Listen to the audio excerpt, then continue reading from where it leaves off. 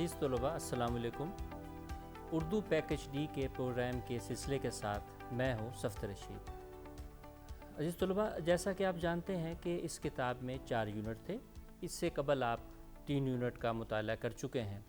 آج ہم اس کتاب کے چوتھے اور آخری یونٹ کے بارے میں پڑھیں گے۔ گزشتہ یونٹس کی طرح یہ بھی 5 اسباق پر مشتمل ہے۔ پہلا سبق ہے درس عمل، جو کہ ایک نظم ہے۔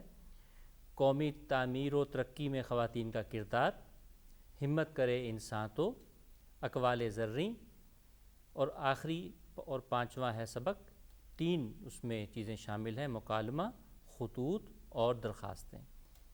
آئیے ہم اپنے پہلے سبق سے آغاز کرتے ہیں۔ اس نظم کا نام ہے درس عمل، یعنی عمل کرنے کا درس، اس کی تعلیم۔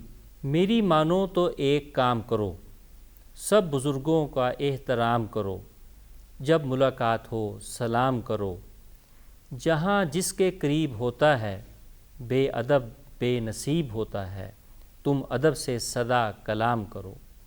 لہجۂ نرم کے نتیجے سے، حسن اخلاق کے ذریعے سے، اہل دنیا کے دل کو رام کرو۔ حسن تدبیر و ہوش مندی سے، اپنے کردار کی بلندی سے، روشن اپنا جہاں میں نام کرو۔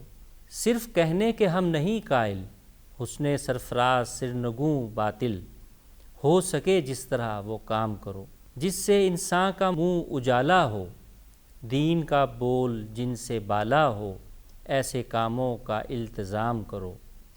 فرض کے رخ پہ بدنما ہے بھول، تم سے راضی رہیں خدا و رسول، اسی کوشش میں صبح و شام کرو۔ اس نظم کے خالق ہیں ایک مشہور شاعر شاد عارفی صاحب۔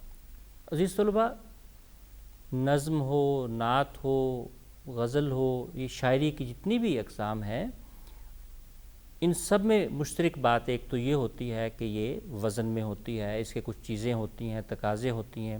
آپ کے ان چاروں یونٹس میں کوئی لگ بھگ 5-6 نظمیں مختلف شکلوں میں موجود رہی ہیں۔ اگر صرف نظم ہو، جیسے اس کو ہم نظم کہیں گے، اس کا ایک مرکزی خیال ہے، یہ ایک موضوع پہ ہے، اور اس کا موضوع بنیادی ہے کہ ہمیں عمل کی توفیق ہو، عمل کرنے کی، یعنی صرف باتیں نہیں، عمل کی ضرورت ہے۔ اس کا یہ مرکزی خیال ہے، یہ اس کا مرکزی موضوع ہے۔ اس میں اگر کوئی مشکل لفظ ہے تو ہم اس کو معنی جاننے کی کوشش کرتے ہیں، اور آپ لوگ بھی یقیناً اس میں کتابوں کے ذریعے بھی اور اپنے انٹرنیٹ کے وسائل کو استعمال کرتے ہوئے مشکل الفاظ کے معنی اور دیگر چیزوں کو، اس کی شرح کو اور بہت سی دوسری نظموں کو پڑھنے کی کوشش کریں گے۔ اس میں مشکل الفاظ دیکھیے، یہ تو مشہور ایک قول بھی ہے، بے ادب بے نصیب۔ یہ عام طور پہ دیکھا جاتا ہے، سنا جاتا ہے کہ با ادب جو فرد ہوگا وہ معاشرے میں خیر کا باعث بنتا ہے سب کے لیے، وہ خواہ بڑوں کا احترام ہو یا چھوٹوں کا احترام ہو۔ تو بے ادب بے نصیب، بے نصیب سے مراد ہے کہ ممکن ہے وہ شخص بظاہر دنیا میں کامیاب ہو بھی جائے، لیکن کامیابی صرف مادی کامیابی کو عزیز طلباء نہیں کہا جاتا۔ بزرگوں کا احترام، چھوٹوں کا احترام، یہ ساری چیزیں جس شخص کے پاس ہیں تو وہ کامیاب انسان تصور ہوتا ہے۔ تم ادب سے سدا کلام کرو۔ سدا، سدا کا مطلب کیا ہوا؟ ہمیشہ۔ عزیز طلباء، یہاں سے ایک لفظ اور آپ کے ذہن میں آ رہا ہوگا، صدا، یہ سواد سے ہے، اس کا مطلب ہے آواز۔ لہجۂ نرم، یہ حمزہ کا استعمال ہے، یعنی نرم لہجے سے، لہجۂ نرم، نرم لہجے سے، نرم انداز میں، حسن اخلاق، اچھے اخلاق کے ذریعے اہل دنیا کو رام کرو، انہیں اپنی طرف راغب کرو، مائل کرو اپنی طرف، انہیں ان کے ساتھ تعلق اچھا ہو۔ حسن تدبیر و ہوش مندی سے، حسن تدبیر، تدبیر کا حسن، اچھے انداز سے چیزوں کو کرنا، اچھے مناسب طریقے سے کرنا، اپنے کردار کی بلندی سے۔ انسان کا جو کردار ہے اس کے عمل سے واضح ہوتا ہے، اس کے اخلاق اور رویے سے واضح ہوتا ہے۔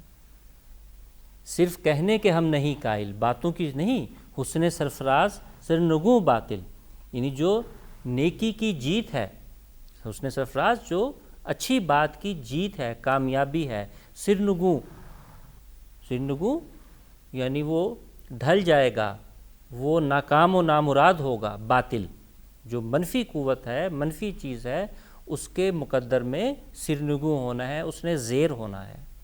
بول بالا ہونا، دین کا بول جن سے بالا ہو، بول بالا ہونا، کسی کا نام روشن ہونا، دین کا بول بالا ہونا، دین کا غلبہ ہونا، ایسے کاموں کا التزام کرو، اہتمام کرو، ایسے کاموں کا التزام کرنا۔ التزام کہتے ہیں اس کے لیے کوشش کرنا، عمل کرنا، ساری چیزوں کو ہم کہیں گے التزام کرنا۔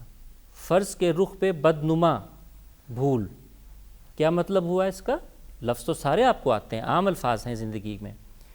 جو چیز فرض ہے، خواہ وہ مذہبی طور پہ ہو یا معاشرتی طور پہ ہو، میری کوئی بھی فرض ہے، میری کوئی بھی ذمہ داری ہے جو میرے ذمہ کام ہے، اگر میں اس کو بھول جاتا ہوں، دانستہ یا خاص طور پر دانستہ بھول جاتا ہوں، صرف نظر کرتا ہوں، اسے نہیں کرتا، تو یہ ایک بدنما داغ ہے۔ فرض ایک بہت اعلیٰ چیز ہے، اگر میں اپنے فرائض کو انجام نہیں دیتا تو اس کا مطلب ہے کہ یہ ایک بدنما چیز ہے۔ تم سے راضی رہے خدا اور رسول، کیا مطلب ہوا؟ اگر ہم اپنے فرض کو اچھے طریقے سے انجام دیں گے تو اللہ اور اس کے رسول صلی اللہ علیہ وسلم اور تمام لوگ ہم سے راضی رہیں گے۔ اسی کوشش میں صبح و شام کرو۔ صبح شام کرنا یعنی دن گزارنا نہیں، بلکہ پوری زندگی ایسے ہی گزرے، ایک دن کی بات نہیں، صبح سے شام تک ہمارا اپنے فرائض کی انجام دہی میں ہونا چاہیے، اپنا محاسبہ کرنا چاہیے ہمیں۔ اس کے ساتھ ہی ہمارا یہ پہلا سبق ختم ہوتا ہے۔